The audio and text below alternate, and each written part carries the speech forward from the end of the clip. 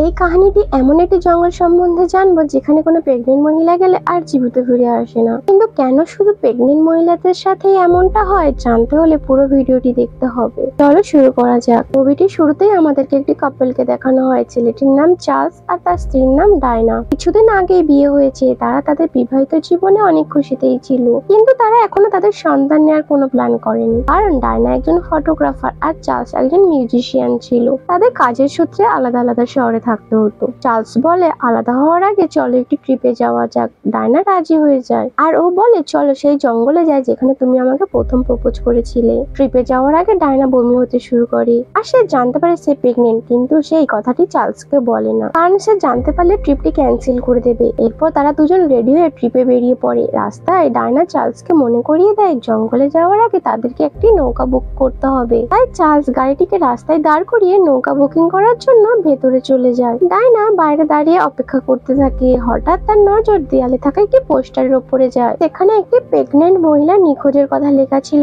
Diana পোস্টারটি দেখে বুঝতে পারে ওই মেয়েটি ওই জঙ্গল থেকে নিখোঁজ হয়েছে। চার্লস আসার পরে সে তাকে এই সম্পর্কে কিছুই জানায় না। তারা দুজন গাড়িতে বসে জঙ্গলের ভেতরের দিকে যেতে থাকে। এরপর তারা একটি ঝিলের কাছে পৌঁছায় যেখানে একটি নৌকা ছিল। ওই নৌকাটি করে তারা ঝিল পার করে ওই জঙ্গলে যাবে। নৌকার মাঝি তাদের জঙ্গলে পৌঁছে দেয় আর তারা নৌকা থেকে নেমে জঙ্গলের ভেতরে যেতে থাকে। নৌকার মাঝিটি তাদেরকে ছেড়ে দিয়ে সেখান থেকে চলে আসে। তারপর তারা জঙ্গলের মধ্যে এমন একটি রাস্তা দিয়ে যাচ্ছিল যেখানে একটি ব্যাগ পড়েছিল, কিন্তু তারা সেই ব্যাগটিকে লক্ষ্য না করে সামনের দিকে এগিয়ে যায়। রাস্তায় যেতে ডায়না একটু শরীর খারাপ লাগে, কিন্তু সে চার্লসকে কিছু বলে না। তারপর তারা আরো ভেতরে যায়। এদিকে রাত হয়ে আসছে, তাই তাদের থাকার মতন একটি জায়গার ব্যবস্থা করে তারা ক্যাম্পটি লাগায়। ক্যাম্পটি লাগিয়ে চার্লস ভিতরে ঢুকে পড়ে। তখন সে ডায়নাকে টেনে ক্যাম্পের মধ্যে ঢুকিয়ে সময় কাটায়। রাত্রে চার্লস ঘুমিয়ে পড়েছিল, কিন্তু ডায়নার ঘুম আসছিল না। তাই সে বাইরে বেরিয়ে কয়েকটি ছবি ক্লিক করছিল। ছবি ক্লিক করার পর সেই ছবিগুলি যখন সে চেক করছিল তখন তার কাছে একটি ছবি অদ্ভুত লাগছিল। তার সে বাইরে বেরিয়ে ভালো করে খেয়াল করে দেখে সেখানে সে কিছুই দেখতে পায় না। ডায়না ভাবে সে হয়তো ভুল দেখেছে। সে ক্যাম্পে এসে ঘুমিয়ে পড়ে। রাতে ডায়না গুলির আওয়াজ শুনতে পায় আর সে ভয় পেয়ে উঠে পড়ে। সকালে যখন তারা ঘুম থেকে ওঠে তখন সেখানে গুলির বক্স দেখতে পায়। তারা বুঝতে পারে এটা হান্টিং এরিয়া। রাতে এখানে শিকারি আসে। এখানে বেশিক্ষণ থাকা ঠিক হবে না, তাই তারা তাদের জিনিসপত্র প্যাকিং করে অন্য জায়গায় যায়। তারপর ডায়না চার্লসকে বলে আমাদের এই জঙ্গলে আসা ঠিক হয়নি। এই কথাটা শুনে চার্লস অনেক রেগে যায়, কারণ এখানে আসার আইডিয়াটা ডায়নারই ছিল। এই জন্য সে রেগে ক্যাম্পের মধ্যে চলে যায়। আর ডায়না তখন জঙ্গলে এদিক ওদিক ঘুরছিল। তখন সে একটা পুরাতন ক্যাম্প দেখতে পায়। সেটি অনেক খারাপ অবস্থায় ছিল আর সে তার কাছে গিয়ে চেক করতে থাকে। সেখানে একটি বই পায়। বইটি নবজাতক শিশুদেরকে নিয়ে। বইটি দেখে সে বুঝতে পারে এই ক্যাম্পের মধ্যে যে ছিল সে একজন প্রেগনেন্ট মহিলা ছিল।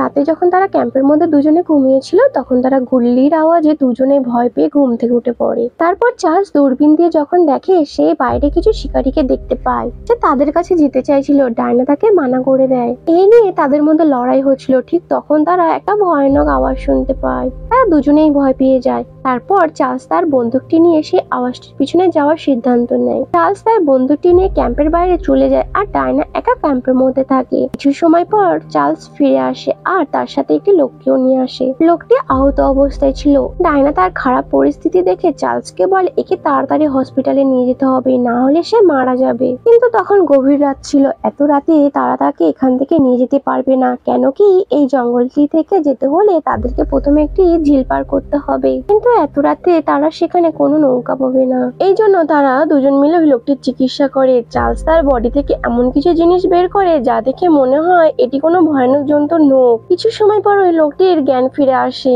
তখন সে তাদেরকে তার নাম বলে শন। চার্লস ওই লোকটিকে কিছু খাবার সাথে মেডিসিন দেয় যাতে ও তাড়াতাড়ি সুস্থ হয়ে যেতে পারে। শন ওষুধটি খেতে চায় না, কিন্তু চার্লস তাকে জোর করায়। তার ইচ্ছা না থাকা সত্ত্বেও সে ওষুধটি খায়। ডায়না তাকে জিজ্ঞাসা করে তুমি একা জঙ্গলে কি করছো আর তোমার সাথে এসব কে করেছে? তখন শন তাকে বলে এখানে আমি আমার ভাইকে খুঁজতে এসেছি। আমার ভাই এখন মারা গিয়েছে আর আমার ভাইকে যে মেরেছে আমি তাকে ছাড়বো না। ডায়না তাকে বলে তোমার ভাইকে যে মেরেছে তাকে কি তুমি দেখেছো? ডায়নার এই কথায় সে কোনো উত্তর দেয় না, কথা ঘুরিয়ে দেয়। ডায়নার এই ব্যাপারটা অদ্ভুত লাগে। শন ওদের দুজনের আড়ালে ওই ওষুধটি না খেয়ে ফেলে দেয় যেটা চার্লস তাকে খেতে দিয়েছিল। ডায়না অনেক ভয় পেয়েছিল, তাই সে বলে এক্ষুনি আমাদের এই জঙ্গলটি থেকে চলে যেতে হবে। আমার এখানে কোনো কিছুই ঠিক লাগছে লাগছে না। চার্লস তাকে বলে আমাদের সকাল হওয়া পর্যন্ত অপেক্ষা করতে হবে। তখন হঠাৎ ক্যাম্পের বাইরে একটি ভয়ানক আওয়াজ শুনতে পায়। তারা দুজনেই অনেক ভয় পেয়ে যায়। তাদের ক্যাম্পের বাইরে একটি ভয়ানক ক্রিয়েচার ছিল, তার নখ দিয়ে তাদের ক্যাম্পের পর্দাটি ছিঁড়ে ফেলে। চার্লস ভাবে কোনো ভাল্লুক হয়তো তাদের ক্যাম্পের উপরে হামলা করছে,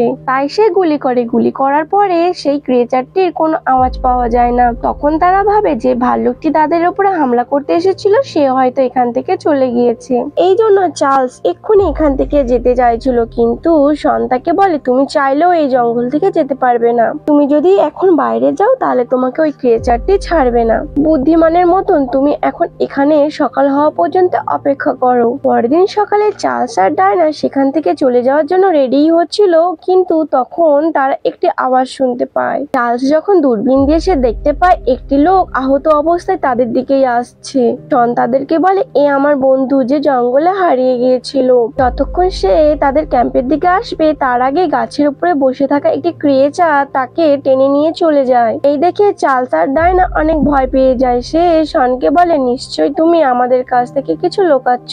তখন সে তাদেরকে বলে বহু বছর আগে এখানে কিছু উপজাতি বাস করত, কিন্তু একটা সময় এমন এসেছিল এই জঙ্গলে খাবারের খুব অভাব পড়েছিল, তাই এখানকার উপজাতিরা প্রেগনেন্ট মহিলাদেরকে খেয়ে ফেলতো। আর তখন থেকে এই জঙ্গলটি একটি অভিশপ্ত জঙ্গল। এখানে কোনো প্রেগনেন্ট মহিলারা আসলেই এখান থেকে আর জীবিত ফিরে যেতে পারে না। তখন লুকিয়ে শন চার্লসের বন্দুকটি নিতে যায়। চার্লস তখন দেখতে পেয়ে তাদের মধ্যে লড়াই হয়, আর এই সময় চার্লসের পায়ে গুলি লেগে যায়। শন ডায়নার উপরে বন্দুক ধরে বলে তুমি আমাকে এই জঙ্গল থেকে বের করতে পারবে, কারণ তুমি প্রেগনেন্ট, তাই ওই ক্রিয়েচারটি এখনো পর্যন্ত আমাদের উপরে হামলা করেনি। এই শুনে চার্লস অবাক হয়ে যায়, কারণ সে এখনো পর্যন্ত জানে না যে ডায়না প্রেগনেন্ট। ডায়না সময় বুঝে শনের উপরে হামলা করে তার থেকে বন্দুকটি ছিনিয়ে নেয়। এরপর সে শনকে বাইরে নিয়ে একটি গাছের সাথে বেঁধে দেয়। ডায়না যখন ক্যাম্পের মধ্যে আসে চার্লস তার উপর অনেক রেগে যায়। সে তাকে বলে তুমি এত বড় কথা কেন আমার থেকে লুকিয়েছো যে তুমি প্রেগনেন্ট। ডায়না বলে এখান থেকে গিয়ে আমি অ্যাবর্শন করতাম, এই জন্য তোমাকে বলে আমি প্রয়োজন মনে করিনি। চার্লস বলে আমি আহত, তাই আমি এখান থেকে বাইরে যেতে পারবো না, তুমি বাইরে গিয়ে সাহায্য নিয়ে এসো। ডায়না বাইরে এসে দেখে সে শনকে যে গাছটির সাথে বেঁধেছিল সেখানে সে দড়ি খুলে পালিয়ে গেছে। তখন হঠাৎ তার সামনে সেই ক্রিয়েচারটি চলে আসে, তাই সে তাকে তার গান পয়েন্টে নিয়ে নেয়, কিন্তু সে তাকে গুলি করতে পারে না। ক্রিয়েচারটি এসে তার পেটে হাত দেয়, আর ডায়না শান্ত হয়ে তার হাত থেকে বন্দুকটি পড়ে যায়। তখন চার্লস এসে বন্দুকটি তুলে ক্রিয়েচারটিকে গুলি মারে, আর ক্রিয়েচারটি মারা যায়। ডায়না যখন ক্যাম্পের মধ্যে আসে চার্লস তখন দেখে ডায়নার পেটটি 9 মাসে প্রেগনেন্ট হওয়ার মতন হয়ে গিয়েছে, আর সে নোটিস করে ডায়নার পুরো বডিটি ওই ক্রিয়েচারটির মতন হতে শুরু করেছে। তখন ওখানে শন চলে আসে। সে বলে তোমরা দুজন আমাকে এই জঙ্গল থেকে বাইরে নিয়ে যেতে পারবে। ডায়নার এমন অবস্থা দেখে সে তাদেরকে একটি সত্য কথা বলে, আমার স্ত্রীও প্রেগনেন্ট ছিল, আর সে এই জঙ্গল থেকে কিছু আওয়াজ শুনতে পেত, আর ওই আওয়াজগুলো তাকে ডাকতো। আর আমার স্ত্রী আমার একটি বাচ্চাকে নিয়ে এখানে এসেছিল, আর আমি জানি আমার বাচ্চাটিও ওই ক্রিয়েচারটির কাছেই আছে, আর আমি ওদেরকে খুঁজতে এখানে এসেছি। তখনই একটি ক্রিয়েচার এসে শনকে টেনে নিয়ে চলে যায়। এসব দেখে চার্লস আর ডায়না অনেক ভয় পেয়ে যায়। তারপর ডায়না চার্লসকে নিয়ে এখান থেকে চলে যায়, আর তারা একটি গাড়ির কাছে পৌঁছায়। চার্লসকে সেই গাড়িতে তোলার আগে সেখানে শন চলে আসে, আর সে ডায়নার উপরে হামলা করে। ক্রিয়েচারটিকে ভয় দেখিয়ে বলে আমার স্ত্রী বাচ্চাকে ফিরিয়ে দাও, না হলে আমি ডায়নাকে মেরে ফেলবো। হঠাৎ তখন ডায়না তাকে ঠেলে ফেলে দেয়, আর সে একটি গাছের সাথে আঘাত পেয়ে মারা যায়। ঠিক তখন ওই ক্রিয়েচারটির পেছন থেকে একটি বাচ্চা বেরিয়ে আসে। সে তার বাবাকে চিনতে পেরেছিল, কিন্তু তার মেয়েকে চিনতে পারেনি। ডায়না পুরোপুরি ভাবে ক্রিয়েচারে পরিণত হয়েছিল। সে চার্লসের কাছে যায় আর তার ঘাড় মোটকে মেরে ফেলে। এখন ডায়নার ডেলিভারির সময় চলে এসেছে, তাই সব ক্রিয়েচারগুলি চারিপাশ থেকে ডায়নাকে ঘিরে রেখেছিল। ডায়না একটি মেয়েকে জন্ম দিয়েছিল, আর তার চিৎকার পুরো জঙ্গলটিকে কাঁপিয়ে দিয়েছিল। এরপরে আমাদের কিছু সময় পরের সিন দেখানো হয়, যেখানে একটি মেয়ে জঙ্গলে ঘুরতে এসেছিল। ওই মেয়েটি সেখানে চার্লস আর ডায়নার ক্যাম্পটি দেখতে পায়, যেটা কিনা খুব খারাপ অবস্থায় ছিল। চার্লস আর ডায়নার কাহিনী থেকে আমরা বুঝতে পারি ওই মেয়েটিও প্রেগনেন্ট, আর ওর সাথেও সেম একই জিনিসগুলো ঘটবে। এভাবেই সাসপেন্সের সাথে মুভিটি শেষ হয়। আমাদের ভিডিও যদি ভালো লেগে থাকে তাহলে লাইক এবং সাবস্ক্রাইব করে পাশে থাকবেন। Thanks for watching.